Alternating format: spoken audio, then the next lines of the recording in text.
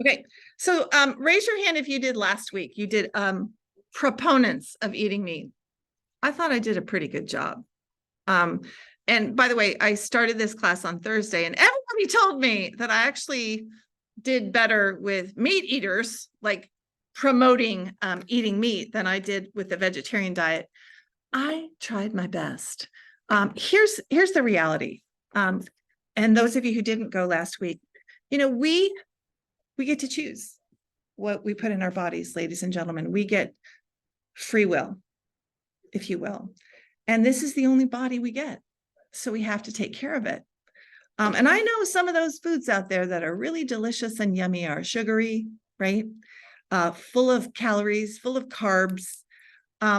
So your athletes, your bodybuilders, they are going to tell you they need protein, they need meat to build muscle mass. But there are other people that have religious convictions. I'm not going to eat meat because it goes against my personal beliefs. For example, Jews don't eat anything from the pig. You will not see a Jew ingest bacon or ham, anything from the pig. I know a lot of people who are Hindu will not eat the cow. Again, they worship a cow. Why would you eat what you worship? Makes sense to me, right? Those of you who were with me last week, I showed you this video of this gentleman who's the quintessential meat eater, Steve Rinell, I think it was his name. I apologize if I got that wrong. I'm super tired today. We were having a family emergency, so just dealing with a lot. So my brain is a little off. But we started living off the land. Think about, go back in time. How did people eat? Well, they ate off the land. They hunted, and they gathered. So they hunted small animals at first, and later bigger animals, bigger game, when they had the technology and weapons to do that. Or they hunted for berries and nuts, right? It was the only way they ate. Well, we, ladies and gentlemen, we hunt and gather too. It's just a lot easier for us. We hunt and gather in the grocery store, don't we? Right? We hunt for our food. And by the way, you should go on the perimeter aisles of the grocery store. Anything in the middle is unhealthy. Did y'all know that? Raise your hand if you knew that. Everything on the outside of the store is healthy. Everything in the middle you want to avoid that. And let's be honest, you want to go to the middle. You want to go to the cereal aisle, right? Don't do that. Okay, so besides religious convictions, personal beliefs about eating meat, a lot of vegetarians or vegans, and a vegetarian is classified as anyone who does not eat meat, fish, poultry. There are variations of vegetarians. And if you go to your first page, everyone, of your documents, and it's this page, Becoming a Vegetarian, it says people become vegetarians for many reasons, including health, religious convictions, concerns about animal welfare. If you were in my class last week, I talked to you about my sister being a vet, and she was a vegetarian for 5 years because, let's be honest, they inject animals with antibiotics, steroids, genetically modified foods. In fact, you could say that plants and animals are genetically modified foods because farmers modify both. So we're ingesting genetically modified foods. Well, they have a problem with that. The way that we factory farm, and those of you who know about, there are two sides to the COVID origin. One of them is it came from a factory in Wuhan. The other one is it came from factory farming. Well, animals are put in close proximity where they defecate and urinate all over each other, which causes diseases to spread. And then we eat those foods. So you see another reason why people are against eating animals. Environmentally, we talked about animals. This is kind of gross, but animals are actually responsible for more methane or CO2 gases in our atmosphere than all the cars on the planet because of their poop. And think about the way we factory farm, just massive amounts of poop. So that's another reason people avoid eating meat. Some people, just like my daughter, they don't like the taste of meat. She does eat fish, loves all fish, but does not eat red meat, has never had a hamburger in her life. She's 25. So becoming a vegetarian, which really is the side we're going to argue today, is more about eating plant-based foods. And studies are confirming that there are benefits to eating a meat-free diet. So last week, we promoted eating meat. And those of you who were here, every essential vitamin, nutrient, and mineral is found in meat. So you don't have to worry about supplementing. You don't have to be careful about what you eat. Just ingesting unprocessed meats is pretty healthy. What I mean by unprocessed is you go to the butcher in the grocery store and you get a steak, or you get a burger, or you get fresh shrimp, or wherever in the meat section. I'm not talking about going to McDonald's on your way to get, a breakfast burrito.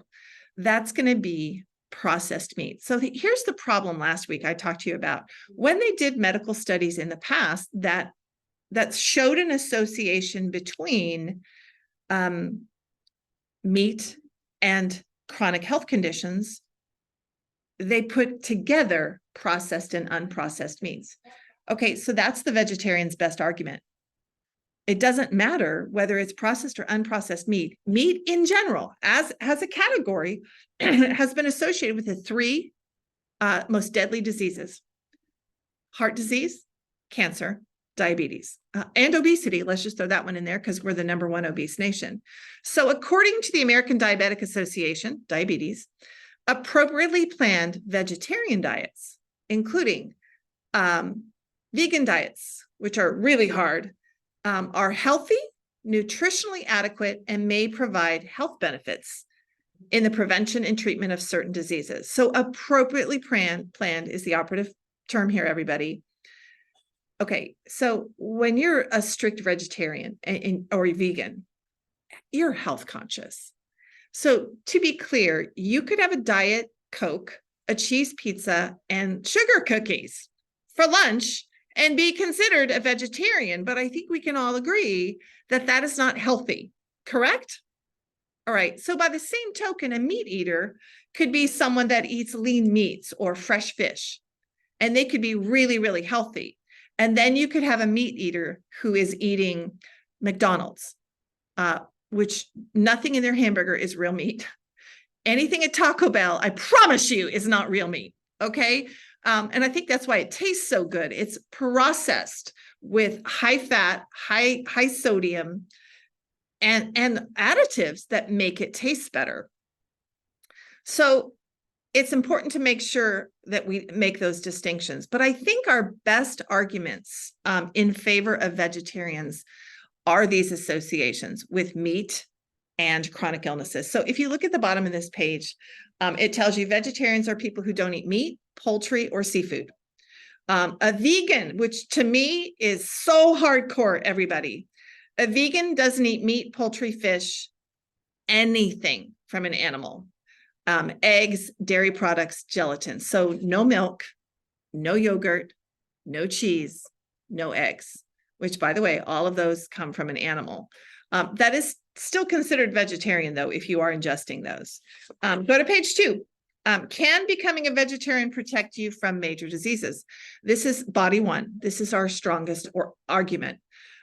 Compared with meat eaters, vegetarians tend to consume less saturated fat, less cholesterol, more vitamin C and E, dietary fiber, folic acid, potassium, magnesium, and phytochemicals, plant chemicals, such as carotenoids and flavonoids. As a result, they're likely to have, are you ready?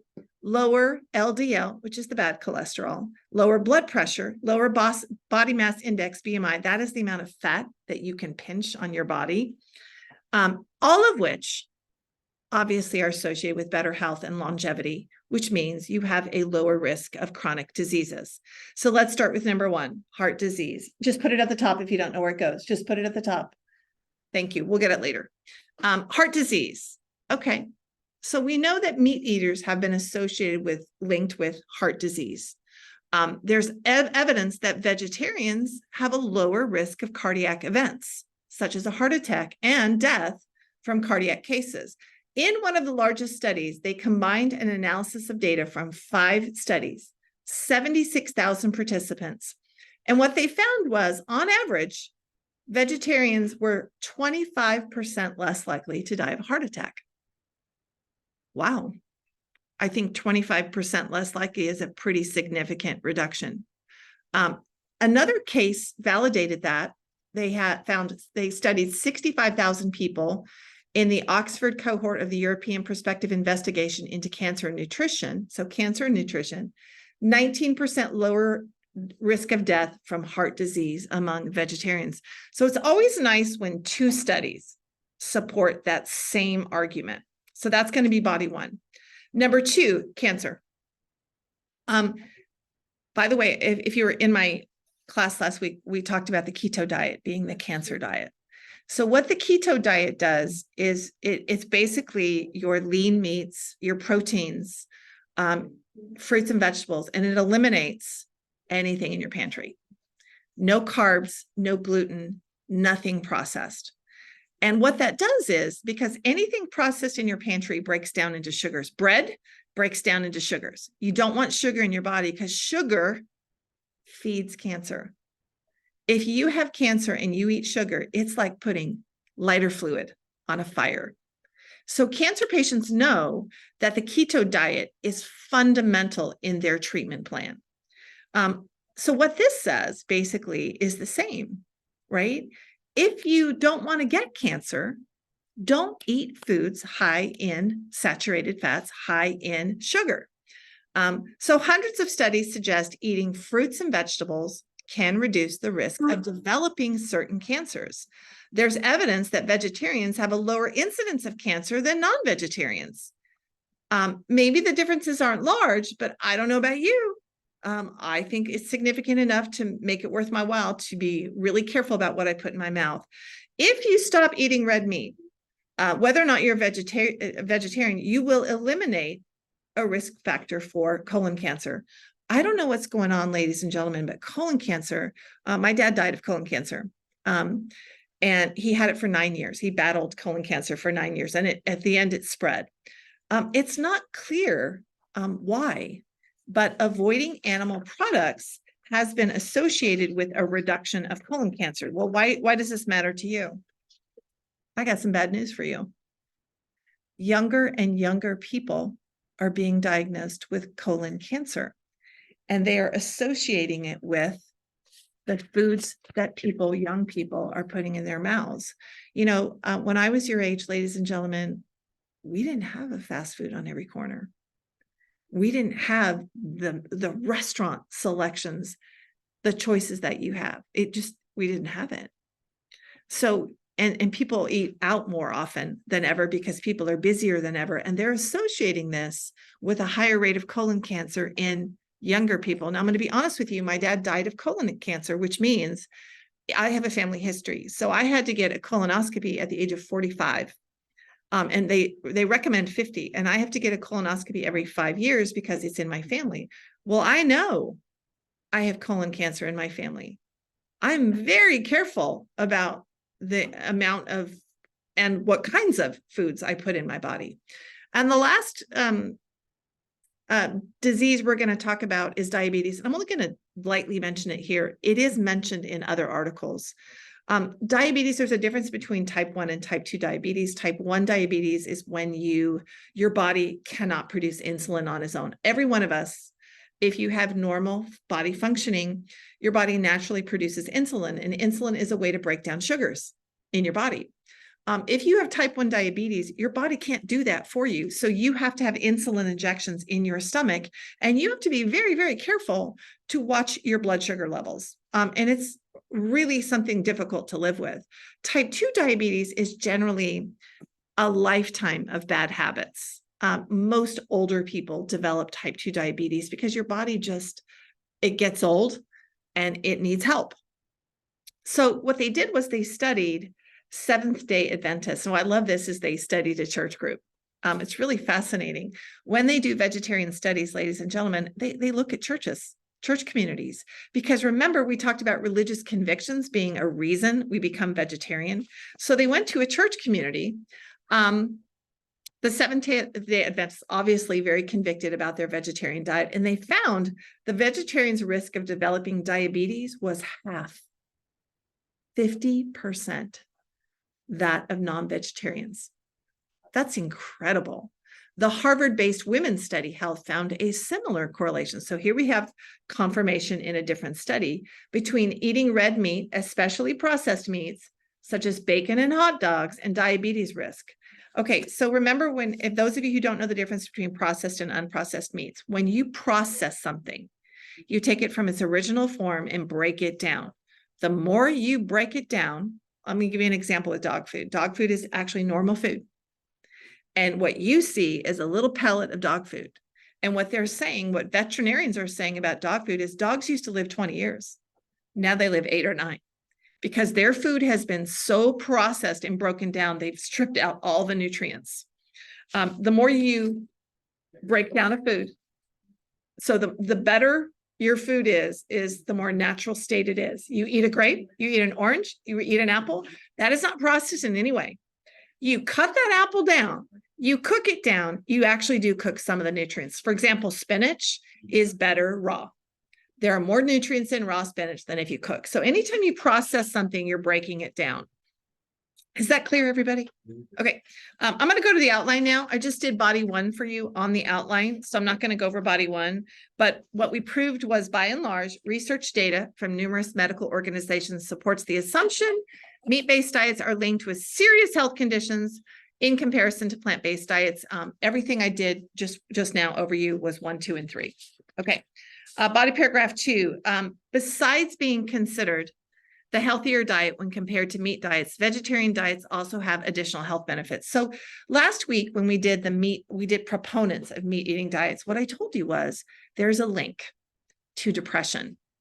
And that link is probably because vegetarians are missing the B vitamins, the B6 and B12 vitamins, because they're not really found in meat. And even if you supplement them, remember, a supplement of vitamin is a process. You've broken down those vitamins into a little pill.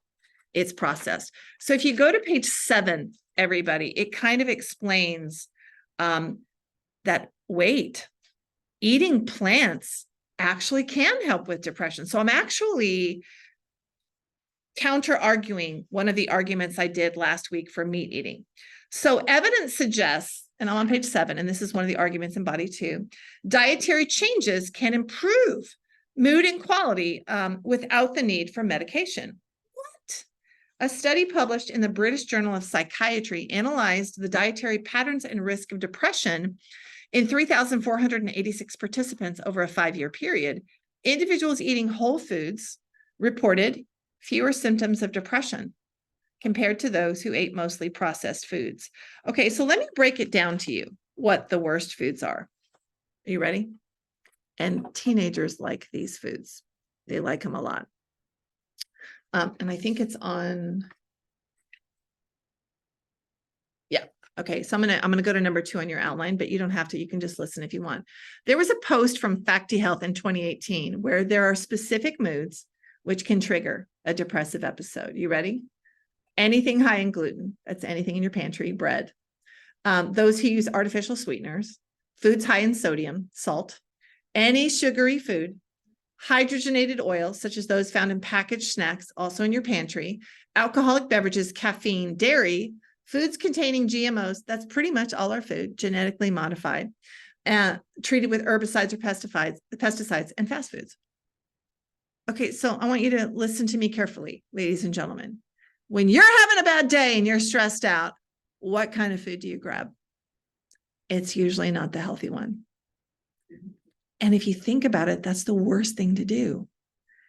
If you're grabbing something unhealthy, that's going to trigger anxiety and sadness, and it's going to affect our mood. We can control that with the foods we eat, which I think is fascinating. So remember, a vegetarian can eat cheese pizza, Diet Coke, and sugar cookies.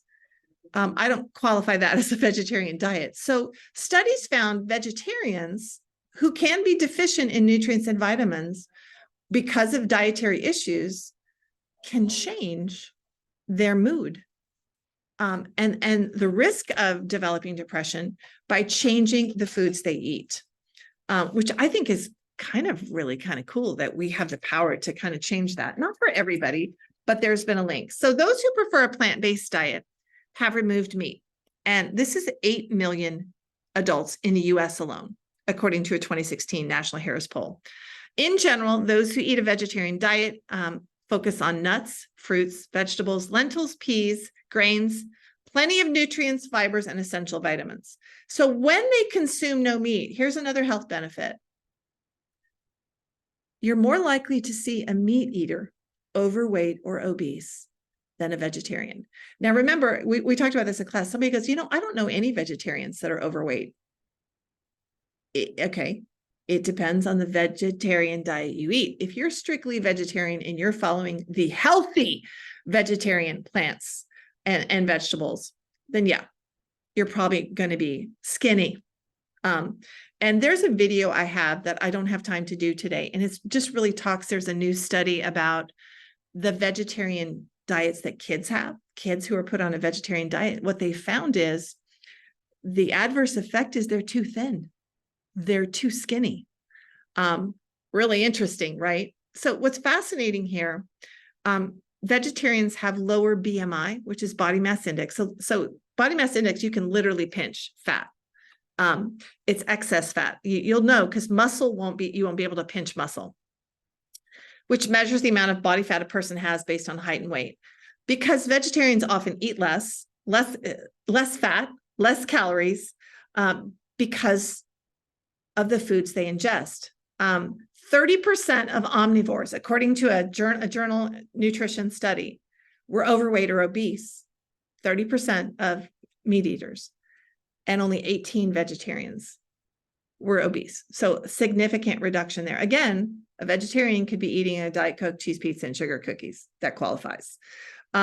Besides maintaining a healthy weight, a vegetarian is those who choose these foods often have lower blood pressure, blood cholesterol, which explains why a vegetarian reduces the risk of developing your major diseases that are associated with meat: heart disease, diabetes, cancer. Okay. And then finally, healthy vegetarian foods play a pivotal role in reducing depression. So I'm going to tell you why.